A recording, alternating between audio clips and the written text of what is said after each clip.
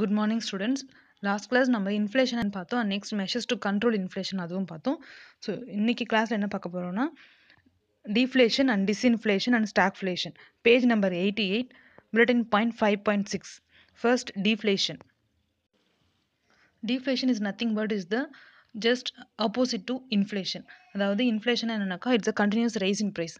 So அப்படியே ஆப்போசிட்ல deflation என்னன்னு பார்த்தோம்னா it's a continuous fall in price தான் என்ன சொல்லுவோம்னாக்கா deflation அப்படின்னு சொல்லுவோம். Paragraph பாருங்க. The essential feature of deflation is falling prices, reduced money supply and unemployment. So இது எல்லாமே எதுவால வரும் அப்படின்னாக்கா deflation. ஸோ அதை தான் என்ன சொல்லுவோம்னா deflation அப்படின்னு சொல்லுவோம்.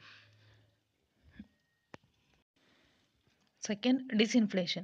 Disinflation is the slowing down the rate of inflation by controlling the amount of credit. So அப்போ இன்ஃப்ளேஷனை கொஞ்சம் கொஞ்சமாக கண்ட்ரோல் பண்ணிட்டு வர்றது அதுக்கு பேர் என்னன்னாக்கா டிஸ்இன்ஃப்ளேஷன் சொல்லுவோம். எக்ஸாம்பிளுக்கு பார்த்தீங்கன்னா bank loan and higher purchase. So இந்த மாதிரி இருக்கிற எல்லாத்தையுமே நம்ம என்னன்னா இன்ஃப்ளேஷனை கண்ட்ரோல் பண்ணுறோம் இல்லையா. ஸோ ப்ராசஸ் பை ப்ராசஸ் கொஞ்சம் கொஞ்சமாக கம்மி பண்ணிகிட்டே வர்றது disinflation. Disinflation may be defined as the process of reversing inflation without creating unemployment or reducing output in the economy.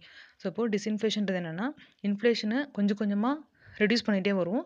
ஆனால் அது எந்த வகையிலையும் மற்றதை அஃபெக்ட் பண்ணாத அளவுக்கு. எக்ஸாம்பிளுக்கு அன்எம்ப்ளாய்மெண்ட்டை க்ரியேட் பண்ண மாட்டோம், அதே மாதிரி எக்கனாமியோடைய அவுட்புட்டையும் நம்ம ரெடியூஸ் பண்ண மாட்டோம். ஸோ இந்த மாதிரி எந்த வகையிலையும் அஃபெக்ட் ஆகாத அளவுக்கு அந்த இன்ஃப்ளேஷனை நம்ம கம்மி பண்ணுறோம் இல்லையா, அதுக்கு பேர் தான் என்னன்னாக்கா disinflation. Third, stagflation. Stagflation is a combination of stagnant economic growth, high unemployment and high inflation. Stock அப்படின்ற வேர்டுக்கு மீனிங் என்னன்னாக்கா அப்படியே ஸ்டாப் ஆகுது. ஸோ ஸ்டாட்டிக்காக அப்படி நிற்கிறது. ஸோ இந்த இடத்துல என்ன ஆகும் அப்படின்னாக்கா எக்கனாமிக் க்ரோத்தே ஸ்டாக்னன்ட் ஆகிடும். ஸோ எக்ஸாம்பிளுக்கு இப்போது இந்த பீரியட் இந்த சுச்சுவேஷன் இருக்கு இல்லையா, ஸோ இதுவும் என்னன்னாக்கா ஸ்டாக்ஃப்ளேஷன் மாதிரி தான். எக்கனாமிக் க்ரோத் வந்து அப்படியே சடனாக ஸ்டக் ஆகி அப்படி நிற்கிற மாதிரி இருக்கு இல்லையா, ஸோ அது வந்து என்னன்னாக்கா stagflation.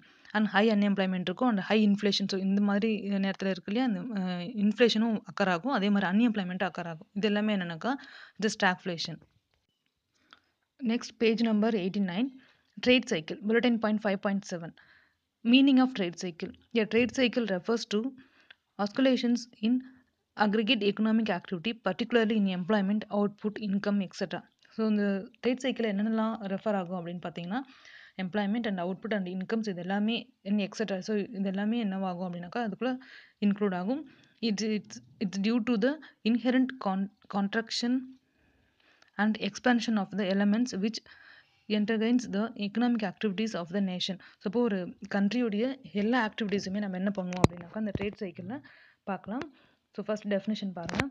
A trade cycle is composed of periods of goods trade characterized by rising prices and low unemployment percentages, altering with periods of bad trade characterized by falling prices and high unemployment percentages by J.M. Keynes. So this definition explained by ஒரு business நம்ம ஆரம்பிக்கிறோம் அப்படின்னா அந்த பிஸ்னஸில் maybe நல்ல growth வரவும் chances உண்டு, அதே நேரத்தில் அந்த க்ரோத் வந்து சடனாக கீழே போகவும் சான்சஸ் உண்டு. ஸோ அந்த மாதிரி வர எல்லாத்தையுமே நம்ம என்ன பண்ணணும்னா டேக்கிள் பண்ணுறதுக்கு இந்த ட்ரேட் சைக்கிள் இருக்கும். ஃபர்ஸ்ட் பாருங்கள், phrases of trade cycle. The 4 different phases of trade cycle is referred to as first one boom, second recession, third depression and fourth one recovery. So இந்த 4 ஆக்டிவிட்டிஸ் தான் என்னன்னாக்கா trade சைக்கிளோடைய ஃப்ரேஸஸ் சொல்லுவோம். First பாருங்க, boom or prosperity phrase. So it's a good movement to the economy. The full employment and the movement of the economy beyond full employment is characterized as boom period. So இந்த மாதிரியான பீரியடில் பார்த்தீங்கன்னா boom பீரியடில் என்ன இருக்குன்னா எக்கனாமியில் வந்து full and full எம்ப்ளாய்மெண்ட்டாக இருக்கும், அதே மாதிரி ஒரு நல்ல பிக்கப்பாக இருக்கும். எதுக்குன்னா இந்த எக்கனாமிக் க்ரோத்துக்கு. During this period there is hectic activity in economy. So அந்த நேரத்தில் வந்து என்னென்னா எல்லாமே குட்டாக இருக்கும். அந்த மாதிரியான ஆக்டிவிட்டிஸ் நம்ம என்ன சொல்லுவோம்னாக்கா it's a boom or prosperity phase அப்படின்னு சொல்லுவோம். அண்ட் நெக்ஸ்ட் செகண்ட் பாயிண்ட் பாருங்கள், recession. The turning point from the boom condition is called recession. This happens at higher rate than what was earlier. Generally, the failure of the company or bank births the boom and brings a phase of recession. Investment are drastically reduced. So recession என்ன அப்படின்னா பூமுடைய turning point தான் என்ன அப்படின்னாக்கா நம்ம recession சொல்லுவோம். So இதில் வந்து என்ன ஆகும் அப்படின்னா இன்வெஸ்ட்மெண்ட் வந்து டிராஸ்டிக்காக கொஞ்சம் கொஞ்சமாக ரெடியூஸ் ஆகிட்டே இருக்கும். இன்வெஸ்ட்மெண்ட் வந்து கொஞ்சம் கொஞ்சமாக கம்மியாகிட்டே வரும், அதே மாதிரி ப்ரொடக்ஷனும் கொஞ்சம் கொஞ்சமாக கம்மியாகிட்டே வரும். ஸோ அதனால் என்னவாகும் அப்படின்னாக்கா ப்ராஃபிட்டும் கொஞ்சம் கொஞ்சமாக கம்மியாயிடும். ஸோ அந்த பீரியட் நம்ம என்ன சொல்லணும்னா it's a recession period. Third one depression. During depression the level of economic activity becomes extremely low.